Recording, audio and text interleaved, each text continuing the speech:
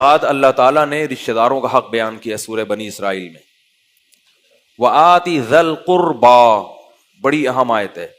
فرمائی دیکھو رشتے دار کا لفظ نہیں استعمال کیا، قربا، جو جتنا قریب ہے تمہارے.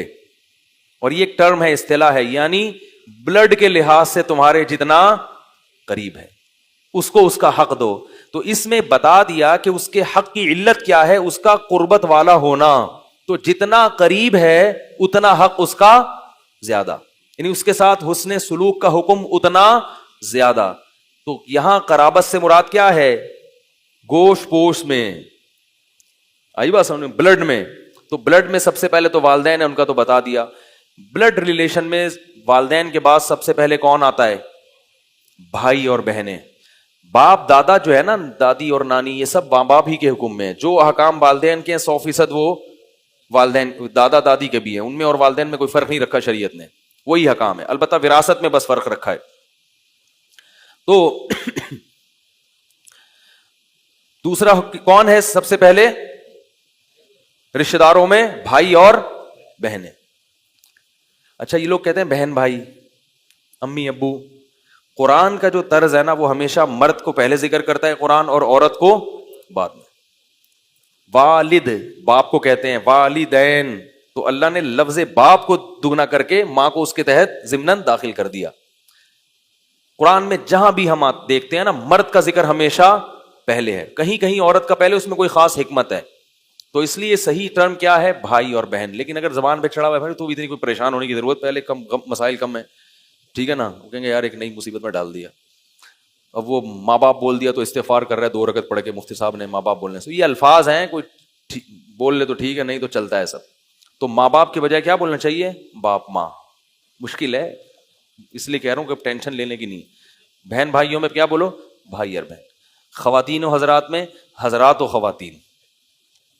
قرآن کا اس طرح ایسا ہی ہے کہ قرآن ہمیشہ مرد کا پہلے ذکر کرتا ہے، عورت کا بعد میں. یہ جو ہے نا لیڈیز فرسٹ، اسلام میں ایسا نہیں ہے. اسلام میں کیا ہے؟ مرد سپیریئر ہے، قوامون علی النساء. ہاں، عورت چونکہ کمزور ہے، کمزوری کی وجہ سے اس کو ترجیح دینا، یہ اسلام کہتا ہے. جیسے بس میں ایک خاتون کو ایک سیٹ ہے، خاتون کھڑی ہوئی ہیں، آپ بیٹھے ہوئے ہیں، تو یہ بے شرمی کی بات ہے. آپ کس کو سیٹ دے دیں؟ خاتون کو. اس لیے کہ وہ کمزور ہے. آپ آدمی ہو، آپ کھڑے ہو کر لمبا سفر کر لو گے. اس کے لیے کھڑے ہو کر سفر کرنا ایک تو مشکل بھی ہے اور حیا کے بھی خلاف ہے. اس لیے اس بیس پر لیڈیز فرسٹ اگر کوئی کرتا ہے کہ پہلے آپ، ٹھیک ہے نا. وہ سنا ہے لطیفہ پہلے آپ والا؟ سنا دو؟ چلو رہنے دو یار، وہ تھوڑا فریش ہو جائیں گے. موضوع سے تعلق نہیں ہے لیکن سنا دیتا ہوں، پھر میں جلدی سے اس بات کو مکمل کرتا ہوں. وہ ڈاکٹروں نے نا ایک گولی ایجاد کی. اس گولی کا تجربہ یہ تھا کہ جو بھی کھائے گا، جو خاتون جو پریگنینسی میں کھائیں گی تو بچہ با ادب پیدا ہوگا. بچہ کیسا پیدا ہوگا؟ بات. تو ایک خاتون کو کھلایا، بچہ جب پیدا ہوا تو پیدا ہوتے کیا رہے آداب. سائنسدان بڑے خوش ہوئے کہ یار یہ بڑا زبردست تجربہ رہا. تو اگلی خاتون کو بہت ساری گولیاں اکٹھی کھلا دی. یار ایک گولی پہ اتنے آداب، تو وہ تو مرزا غالب پیدا ہوگا. صحیح ہے نا. جب وہ کئی گولیاں کھلا دیں تو اب کیا ہوا کہ ولادت ہی نہیں ہو رہی. بڑا مسئلہ ہو گیا. ہفتوں گزر گئے. الٹرا ساؤنڈ سے پتا چلا ایک بچہ دوسرے سے کہہ رہے پہلے آپ، وہ کہہ رہے پہلے آپ، پہلے آپ کہہ رہے. جڑواں بچے تھے، سب ایک دوسرے کہہ رہے پہلے آپ. ٹھیک ہے. تو اتنا ادب بھی صحت کے لیے ٹھیک نہیں ہے. خیر، تو اللہ تعالیٰ نے قرابت داروں کا تذکرہ کیا. تو قرابت دار میں سب سے پہلے کون ہے؟ بھائی اور بہن. آج کل دور دور کے رشتہ داروں کو بہت پوچھا جاتا ہے، بھائی بہنوں کو لیفٹ نہیں کرائی. تو بھائی بہنوں کو کے ادب کیا ہے، وہ تو بڑا لمبا ٹاپک ہے. ایک مختصر آپ کو بتا دوں، جو 100 سنار کی اور ایک لوہار کی. بھائی بہت سارے حکام ہیں نا، وہ تو گل ویلے دی تھے پھل موسم دا کہہ لو، یا 100 سنار کی ایک لوہار کی. وہ کیا ہے کہ بھائی بہنوں کو نا لفافے میں پیسے ڈال کے گفٹ دے دیا کرو، بس معذرت کے ساتھ. اس سے جتنی رشتہ داری مضبوط ہوتی ہے کسی اور چیز سے، یہ سمت بانڈ ہے. ایسے ٹوٹی ہوئی رشتہ داری کو لفافہ چپکے سے چھپڑ میں یہ لو بھائی 5 روپے 10 روپے نہیں، ذرا تگڑی رقم بتائے بغیر، کسی کو پتہ ہی نہ چلے، کسی کو ادھر آ، یہ لو بھائی ہدیہ. تہادوا تحابوا، آپ صلی اللہ علیہ وسلم نے فرمایا ایک دوسرے کو ہدایہ دیا کرو، اس سے آپس میں محبت बढ़ती है। तो हदिया ऐसी चीज जिससे वो खुश हो जाए, और जितना इंसान रोकड़े से खुश होता है ना, इतना किसी और चीज से खुश नहीं। हकीकत है। देखो पुलिस वाले कितना तंग कर रहे हो, किस कदर मुसीबत में, आप उनको दुआएं दो, यार आप बहुत अच्छे हो, खुश होंगे, थोड़ा सा खुश होंगे, लेकिन थोड़ा सा। और कुछ आपने उनको क्या किया कि जो है ना, वो कोई कार्ड अपना निकाल के दे दिया कि मैं डॉक्टर हूं, आप कभी आए तो इलाज करना हो, खुश होंगे मगर थोड़ा सा। आपने 500 रुपए का नोट पकड़ा दिया, अस्सलाम वालेकुम कहते हैं कि नहीं कहते? जब भी गुजरोगे कभी भी आपको नहीं छेड़ेंगे, हमेशा के लिए। चाहे अब आप बम लेके गुजर जाओ वहां से सही है ना, आप तोपें लेके, तोप में बैठ के ना, टैंक में बैठ के गुजर जाओ, उनको याद रहता है कि इसने मुझे क्या दिया था, 500 रुपए दिए थे। हकीकत बता रहा हूं आपको, तोपे रॉकेट में बैठ के गुजर जाओ, आपको पुलिस वाला कुछ नहीं कहेगा। रोकड़े में अल्लाह ने इतनी ताकत रखी है, तभी तो कुरान बार बार कह रहा है कि अल्लाह के राह में खर्च करो, खर्च करो। हदिये भी ठीक हैं, गिफ्ट भी सही है। जैसे कोई बाहर से आता है, कुछ चीजें ले आया, खजूरें ले आए, जमजम ले आए, वो भी ठीक है। लेकिन जितनी ताकत अल्लाह ने रोकड़े में रखी है, इतनी ताकत अल्लाह ने, जितनी, यानी यूं भी कह सकते हैं सिक्का राइजुल वक्त में अल्लाह ने जो ताकत रखी है, वो ताकत अल्लाह ने किसी और चीज में नहीं रखी। देखो नबी सल्लल्लाहु अलैहि वसल्लम ने इरशाद फरमाया, रिश्तेदारी तोड़ने वाला जन्नत में नहीं जाएगा।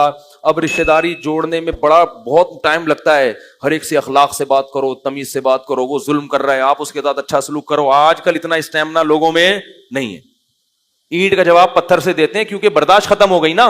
इसलिए मेरी नजर में सबसे बेहतरीन तरीका है, जो मर्जी जैसा मर्जी सलूक कर लो उसके साथ, पैसे पकड़ा दिया करो, रोजाना पकड़ के पीटोगे भी ना उसको, फिर भी कुछ नहीं कहेगा।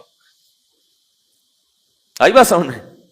ऐसी चीज है, क्योंकि पैसों से इंसान की हाजतें पूरी होती है। जब देखेंगे ना पैसे इतने हो, देखो समत बॉन्ड आपने इतना सा तीली से यूं करके लगाया तो थोड़ी जुड़ेगा। तो जितना ज्यादा बर्तन टूटा हुआ है, समत बॉन्ड उतना ही ज्यादा लगाना पड़ेगा। समत बॉन्ड बोलना चाहिए। तो जितना ज्यादा बर्तन टूटा हुआ है, समत बॉन्ड उतना ही, थोड़ी सी खराश आई है तो जरा सा एल्फी का एक कतरा टपका दो, काफी है। तो ऐसे ही रिश्तेदारी थोड़ी सी टूटी हुई है तो 5 रुपए में काम चल जाएगा। एक दिन वैसे ही सलाम करना भूल गए थे भाई साहब को, गुजर रहे थे, अब भाई को सलाम नहीं किया आपने, वो उसको गुस्सा आ गया, यार ये तमीज नहीं है इसको। तो कभी 50-100 रुपए में भी काम चल जाएगा, ठीक है ना। लेकिन ज्यादा टूटी हुई है, जैसे कि आजकल होता है, सब एक दूसरे से मुंह मोड़ के बैठे हुए हैं। और रिश्तेदारी जोड़ने में सबसे बड़ी मुसीबत यह है कि हम में से हर शख्स ये कहता है कि उसने मेरे साथ क्या किया जो मैं उसके साथ अच्छा सलूक करूं। ये बहुत बड़ी एक, इसको मुहज्जब लफ्ज तो नहीं है, लेकिन हकीकत है कि इसको खन्नास कह सकते हो आप। ये दिमाग में क्या है, खन्नास। ये मतलब ही नहीं है रिश्तेदारी जोड़ने का। अक्सर मैंने देखा है कि लोग कहते हैं, यार वो उनका जो है ना मेरे साथ तो वो तो मुझे उस मौके पे भी नहीं पूछा, मुझे जरूरत थी पैसों की, उस मौके में भी नहीं ख्याल किया, मेरे भाई ने भी नहीं किया, बहन ने भी नहीं किया, ये भी नहीं, हर वक्त मुझे तंज करते हैं, ताने करते हैं। मैं क्यों इनसे भाई, मैं क्यों मिलूं इनसे। मैं उनसे कहता हूं ठीक है ना मिलो, मिलने से अगर नफरतें पैदा हो रही हैं तो ना मिलो, लेकिन अल्लाह ने तुम्हें अच्छी तनख्वाह दी है, सैलरी दी है, तो खर्च करो उनके ऊपर, हदिया दे दिया करो। और अगर बाज लोगों को ना पैसे लेते हुए शर्म आती है, पैसे दो तो अपनी बेइज्जती महसूस करते हैं, हालांकि इसमें बेइज्जती की बात है नहीं, तो फिर उनको कुछ चीज गिफ्ट, भाई उनको कोई चीज दे दिया आपने, भाई बहनों को कोई अच्छा सा मोबाइल लेके दे दिया, कोई जनाब डब्बा पैक, अभी ईद आ रही है, दे दो लेके अपने भाई या बहन को, और जनाब उसको पैकेज करा दो, क्या ख्याल है। या और कुछ बाइक लेके दे दो छोटे भाई को। बहुत अफसोस की बात है यार, छोटे भाई को बाइक लेके दे दो, थोड़ा विलियां शिलियां लगा लेगा बेचारा तो खुद ही गिर के मर जाएगा, जान छुटेगी आपकी, वेलियां लगाएगा। हमने एक दफा कहीं सीवीयू पे गए तो वहां वेलियां लगा रहे थे लड़के। मैंने अपने दोस्तों से कहा, मैंने कहा इससे बड़ी हमाकत दुनिया में कोई है नहीं कि पब्लिक को खुश करने के लिए अपनी जान को हथेली में रखा हुआ है। उन्होंने कहा भाई नहीं, बड़ी प्रैक्टिस है, अल्लाह की कुदरत, थोड़ी देर में गिरा और सर खुल गया उसका, और एम्बुलेंस आई है, लग रहा था कि इन्ना लिल्लाह इसका हो चुका है। मैंने कहा ये देखो ये हाल है। तो गिफ्ट देने में क्या होगा, जितना, हाँ मैं ये कह रहा था कि ये जरूरी नहीं है कि वो आपके साथ अच्छा सलूक करें तो करें, इसको रिश्तेदारी जोड़ना नहीं कहते। یہ تو دنیا میں ہر آدمی کرتا ہے کہ آپ کے ساتھ کوئی اچھے طریقے سے ملے گا تو آپ بھی اس کے ساتھ اچھے طریقے سے ملو گے. یہ کوئی رشتہ داری کا, یہ تو دوست کے ساتھ بھی ایسا ہوتا ہے. یہ تو ہر آدمی, محلے والوں میں کوئی بھی شخص آپ کے ساتھ اچھا کرے گا تو آپ اس کے ساتھ اچھا کرو گے. پھر رشتہ داری کا مطلب کیا ہوا؟ رشتہ داری کا مطلب صحیح حدیث میں سل من قطعک, جو رشتہ دار تم سے برا سلوک کر رہا ہے اس سے بھی تم نے جوڑ کے رکھنا ہے, اس سے اچھا سلوک کرنا ہے. ہاں یہ ضرور ہے کہ اس سے ملاقات کرنے میں بعض دفعہ فتنہ ہوتا ہے, وہ طنز کرنا شروع کر دیتا ہے, پھر پھٹے کا امکان ہوتا ہے, تو پھر اچھا سلوک دوسرے طریقے سے کیا جائے. وہ دوسرا طریقہ میرے ذہن میں کیا ہے اور احادیث سے بھی ثابت ہے, اس کو موقع پر ہدیہ دے دیا جائے. کوئی بیمار ہے تو عیادت کر لی جائے, وہ بیمار ہو گیا تو بولو بھائی ٹھیک ہے جو مرضی آپ کا سلوک اچھا, لیکن ہم تو عیادت کریں گے, ہم تو خیریت معلوم کریں گے. کسی چیز کی ضرورت ہوگی, دوا چاہیے, پیسے چاہیے, کوئی اچھا ڈاکٹر چاہیے, جو مدد ہم آپ کی کر سکتے ہیں آپ کے ساتھ کریں گے. تو یہ بہت ضروری ہے میرے بھائی. آپ بھائی بہنوں کو چھوڑ کر, چند دن پہلے میرے پاس کسی کا فون آیا کہ میری بہن ایک نفسیاتی پاگل ہے, اور وہ صاحب شاید میرا بیان سن بھی رہے ہیں. وہ کہنے لگے کہ مجھے خودکشی کے خیالات آتے ہیں, بہن ایسی پاگل ہے, ہمارے لیے اس کو سنبھالنا مشکل ہو گیا. سگی بہن ہے, چیختی ہے جب دورے پڑتے ہیں. تو میں نے کہا بھائی نفسیاتی ڈاکٹر کو دکھاؤ. کہہ رہے ڈاکٹر کو دکھاتے ہیں, جب تک گولیاں کھاتی ہے صحیح, جیسے ہی گولی کا اثر ختم ہوا پھر یہی. تو میں کیا کروں, کہاں جا کے سر ماروں, ایسے اس کی کنڈیشن. والد بھی نہیں ہے, بھائی پہ ساری ذمہ داری. میں نے اس سے کہا دیکھو میرے بھائی یہ بہن ہے, خونی رشتہ ہے, اس کو آپ چھوڑ کر نہیں جا سکتے, صبر کرو صبر کرو صبر کرو. میں نے کہا تمہیں کوئی زیادہ عبادت کی ضرورت ہی نہیں ہے, اس بہن کو پالنے پہ ہی اللہ تمہارے سارے گناہ بھی معاف کرے گا اور تمہیں ایسے ایسے مقامات تک پہنچائے گا جہاں تک بڑے بڑے بزرگ اور اولیاء اللہ نہیں پہنچ سکے تھے. دیکھو یعقوب علیہ السلام سے اللہ نے بیٹے چھینے, کیوں؟ یعقوب علیہ السلام پیغمبر تو تھے مگر اللہ ان کو بہت اونچے پیغمبروں میں لے جانا چاہتے تھے. قرآن میں سارے پیغمبروں کا نام ذکر نہیں ہے, یعقوب علیہ السلام کا نام بہت جگہوں پر ہے. تو اللہ بہت اونچے مقام تک لے جانے کے لیے بھی کسی کو آزمائشوں میں ڈال دیتے ہیں. تو میں نے کہا بھائی صبر کرو, اور کوئی حل نہیں ہے. ہم انگریز نہیں ہیں کہ کچھ بھی ہو رشتہ دار کو فوراً. میں نے کہا علاج کے لیے تو چلو ٹھیک ہے, کسی سینٹر میں جمع, نفسیاتی ہاسپٹل میں جمع کرایا جا سکتا ہے, وہ تو ہوتا ہے, وہ لوگ قابو کرتے ہیں, کچھ ایسے علاج کرتے ہیں. لیکن مستقل بنیادوں پہ اس کو چھوڑ کے بھول جانا کہ بس, بعض لوگ مار بھی دیتے ہیں. ایک بدبخت کو میں نے دیکھا یہاں نیو کراچی میں, دوپہر گرمی میں ایک شخص دھوپ میں نیچے لیٹا ہوا ہے زمین پہ, اس کے ہاتھ پاؤں مفلوج ہیں, وہ نہ چل سکتا ہے نہ کسی چیز کو پکڑ سکتا ہے. زمین پہ لیٹا ہوا ہے نا, کیونکہ نہ وہ بیٹھ سکتا ہے, اس کی کمر بھی چھوٹی تھی, کبڑی تھی, بیمار تھا. بیمار کا مطلب یعنی معذور, ویسے بیمار نہیں ہے. داڑھی ہے, اس کے سر پہ ٹوپی ہے, دھوپ میں سڑک پہ بیٹھا ہوا ہے. بیٹھا ہوا کیا, لیٹا ہوا ہے. لوگ اس کے پاس پیسے ڈال ڈال کے جا رہے ہیں. میں نے تفتیش کی, پتا چلا کہ اس کا بڑا بھائی اس کے ذریعے پیسے کما رہا ہے. یہ معذور پیدا ہو گیا گھر میں ایک بھائی, تو اس کو داڑھی بھی رکھوائی تاکہ چہرے سے نورانی لگے اور سر پہ ٹوپی پہنائی. یہ بھائی کچھ بھی نہیں کر سکتا, نہ ہاتھ کام کر رہے ہیں نہ پاؤں کام کر رہے ہیں. تو اب بڑے نے کیا کیا, اس چھوٹے کو کمائی کا, اس کو دھوپ میں سڑک کے کنارے, کیونکہ دھوپ میں جب کوئی فقیر بیٹھا ہوتا ہے نا, لوگ زیادہ ترس کھاتے ہیں, اور یہ دھوپ میں بیٹھا ہوا ہے, تو یہ اسی کو کیش کراتے ہیں. کس قدر عذاب میں ڈالا ہوا ہے اپنے بھائی کو. اللہ کے بندے, تو اس کے ذریعے جنت کما سکتا تھا, اور تو اپنی ساری نیکیاں برباد کر رہا ہے. کتنا بڑا عذاب ہے, اس سے بڑا بھی کوئی کبیرہ گناہ ہوگا. خونی رشتہ, سگا بھائی, جس کی کفالت کا تمہیں حکم تھا, شریعت کہے تم اس کو کما کے کھلاؤ. ایک پیٹ نے دونوں کو جنا ہے, اور ایک چھاتی سے دونوں نے, کتنا قریبی رشتہ ہوتا ہے. ایک ہی چھاتی سے دونوں کو دودھ پلایا, اور ایک ہی پیٹ نے دونوں کو جنا. اور کیسے بہن بھائی بچپن میں چپک چپک کے ایک دوسرے کے ساتھ سوتے ہیں, کتنا قریبی تعلق ہوتا ہے, کیسے کئی سالوں تک آپس میں کھیلتے ہیں, اور بڑے ہو کر یہ حال ہو گیا کہ ایک دوسرے کو کاٹنے کے لیے دوڑ رہے ہیں. اللہ بے دینی کے عذاب سے, اس لیے کہتا ہوں یاد رکھو, جس کی زندگی میں اسلام نہیں ہے نا, وہ درندہ ہے, درندہ, کچھ بھی بن سکتا ہے وہ. تم ان ملکوں کی ظاہری ترقی کو مت دیکھو, ان کے اوپر سے جو ایٹیٹیوڈ ہے نا, تھینک یو, اور یہ ان چیزوں کو مت دیکھو. یہ اوپر کے اخلاق ہیں, یہ روح نہیں ہے. اتنے اچھے ہوتے تو باپ کو کیوں اولڈ ہاؤس میں جمع کراتے بھائی؟ ہمارا بدتمیز سے بدتمیز انسان بھی اپنے بوڑھے باپ کے ساتھ یہ سلوک نہیں کرتا. یہ صرف دکھلاوا ہے. ایئر ہوسٹس کے جو اخلاق ہیں وہ اخلاق نہیں ہوتے اس مسکرانے کے, اس کو پیسے ملتے ہیں. اگر وہ گھر میں اپنے باپ سے, اپنے شوہر سے, اپنے بھائیوں سے ایسے تمیز سے بات کرتی ہے, پھر یہ اخلاق ہیں. کس قدر میں ہل گیا اس منظر کو دیکھ کے. میں نے کہا کیا اپنے لیے جہنم کی آگ کا سامان پیدا کر رہے ہیں. اپنے بھائی پہ ترس کھانا چاہیے, اس کو دھوپ میں لا کے صبح سے لٹا دیا. وہ پیسے کما رہے, وہ کچھ بھی نہیں کر سکتا بیچارہ, نہ ہاتھ نہ پاؤں, بول بھی نہیں پا رہا تھا. وہ زبان میں بھی اس کے یعنی معذور تھا, اپنا غم زبان سے بھی نہیں بیان کر سکتا تھا وہ. تو بڑے بڑے بدبخت دنیا میں پڑے ہوئے میرے بھائی. اللہ نے اسی وجہ سے دو انتہائیں پیدا کی ہیں. ایک طرف اللہ نے بڑی خوبصورت جنت, اور ایک طرف اللہ نے بہت خطرناک جہنم کی آگ. کیونکہ اللہ کو معلوم تھا کہ انسان نیوٹرل نہیں ہوتا, یا تو بہت اچھا ہوتا ہے یا بہت برا ہوتا ہے. جو برائی کے راستے پہ چلتا ہے نا, پھر وہ آگے نکلتا ہے. جو اچھائی کے راستے پہ چلتا ہے تو پھر وہ اچھائی پہ چلتا چلا جاتا ہے. تو اس لیے اللہ تعالیٰ نے کیا حکم دیا کہ رشتہ داروں کو بولو بھائی جوڑنا ہے. بھائی کبھی پٹایا جایا کرے نا تو جا کے پوچھا کرو کس نے مارا.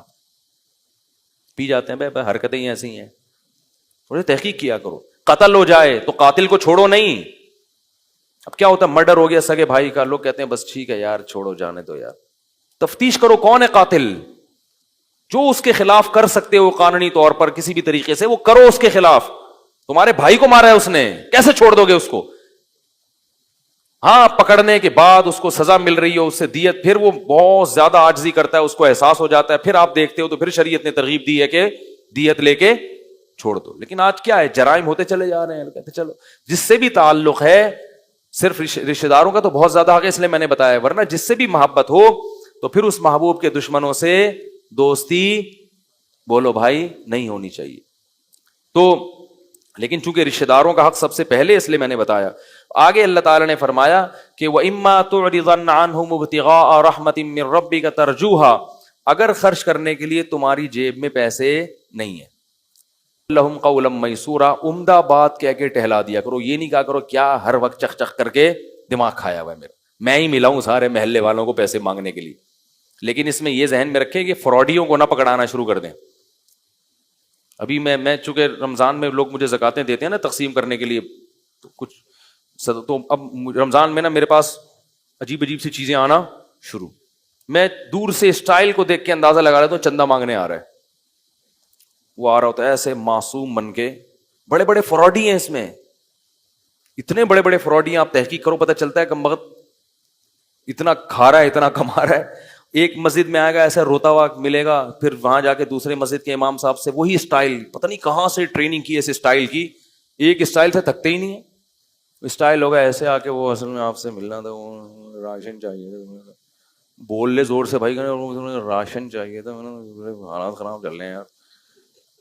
اب بھائی ابھی تو نے پکوڑے کھائے ہیں, افطاری کی ہے, ابھی تو تجھ میں جان ہے نا, ابھی تو بھوکا نہیں ہے, تو ابھی تو زور سے بول لے بھائی, زور سے بولو بھائی ابھی تو میرا پیٹ بھرا ہوا ہے, لیکن مفتی صاحب میرا ہمیشہ ایسے پیٹ نہیں بھرتا, بسا اوقات میرے گھر میں روٹی, ابھی تو میرا پیٹ بھرا ہوا ہے, تو ابھی پکوڑے کھائے ہیں, مسجد میں افطاری کی ہے, ہمیں پتا ہے اس نے, صحیح ہے نا, خوب تسلی سے کھا پی کے پھر ایک دم ایسا مرجھا جائے گا کر کے نا, ایسے کہ اسٹائل ان کا ایسے ہوتا ہے کہ سامنے والا بھی لپٹ کے ان سے رونا شروع کر دے, یار بس میرے سامنے یہ, پھر وہ منہ قریب کرو تو جو ڈکار پکوڑے کی آتی ہے نا اس سے پتہ چلتا ہے کہ یہ خوب تسلی کے ساتھ کھا کے بیٹھا ہوا ہے.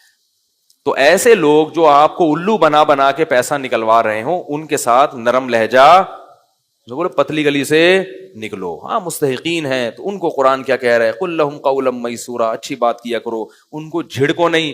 اللہ نے تمہیں دولت دی ہے تو تکبر مت کرو, ہر ایک کے پاس نہیں ہے, ہر ایک کے پاس یہ نعمتیں نہیں ہیں. کتنے لوگ کھانے کو روٹی نہیں ہے, کتنے لوگوں کے پاس علاج کے پیسے نہیں ہیں, قسم پرسی میں زندگی گزار رہے ہیں. اللہ نے تمہیں دولت دے دی تو لا تصعر خدک للناس, غربا اور مساکین سے اپنے رخسار کو مت موڑنا, خیال کرنا ان کا. جیسے قارون کو موسیٰ علیہ السلام نے کہا نا کہ اللہ نے تجھ پر احسان کیا تو اب ان مساکین پر احسان کر, اس نے کہا میں نے اپنی محنت سے کمایا. یہ بہت بڑا کبر ہے, تکبر ہے. اور یہ بھی پھر حکم دیا, آخری آیت پھر اس کے بعد آئندہ کل بیان کریں گے انشاءاللہ, وقت بہت ہو گیا ہے. فرمایا کہ وَلَا تَجْعَلْ يَدَكَ مَغْلُولَةً إِلَىٰ عُنُقِكَ وَلَا تَبْسُطْهَا كُلَّ الْبَسْطِ, فرمایا نہ تو اتنا اڑانا شروع کر دو پیسہ, کہ کل خود لوگوں سے بھیک مانگنے کی نوبت آئے. اور نہ اپنے ہاتھ گردن سے باندھ لو, نیمو نچوڑ بن جاؤ کہ لوگوں کو پتا ہے کہ پیسے پہ سانپ بن کے بیٹھا ہوا ہے, کبھی کسی رشتے دار کے کام بھی نہیں آیا, نہ کبھی مسجد کے ڈبے میں چندہ ڈالا, نہ کبھی کسی مدرسے میں پیسے دینے کی توفیق ہوئی, اور نہ کبھی کسی غریب کو کھانا کھلاتے ہوئے پکڑا گیا. ایسے ایسے مارکیٹ میں نے بہت دیکھے ہیں, ہر طرح کے دیکھے ہیں, سیٹھ بھی دیکھے ہیں ایسا اڑاتے ہیں پیسہ, اور کنجوس بھی دیکھے ہیں. تو اللہ فرماتے ہیں اتنے کنجوس مت بنو, وابتغی بین ذالک سبیلا, میانہ روی اختیار کرو, اپنے لیے بھی, بیوی بچوں کے لیے بھی, اور جو جہاں اور قوم کے لیے بھی, غربا کے لیے بھی, مساکین کے لیے بھی, مسجد کے لیے بھی, مدرسوں کے لیے بھی, دین کی تبلیغ کے لیے بھی, ہر جگہ کچھ نہ کچھ خرچ کرتے رہا کرو اعتدال کے ساتھ, میانہ روی کے ساتھ. اور یہی میانہ روی اللہ کو پسند ہے. لیکن اتنا نہ اڑا دو کہ کل دوسروں سے خود بھیک مانگنی پڑے. سمجھ رہے ہیں؟ یہ بہت اہم احکام ہے, باقی پھر کل بیان کروں گا, وقت بہت زیادہ ہو گیا ہے. اللہ تعالیٰ سمجھنے کی, عمل کی توفیق عطا فرمائے.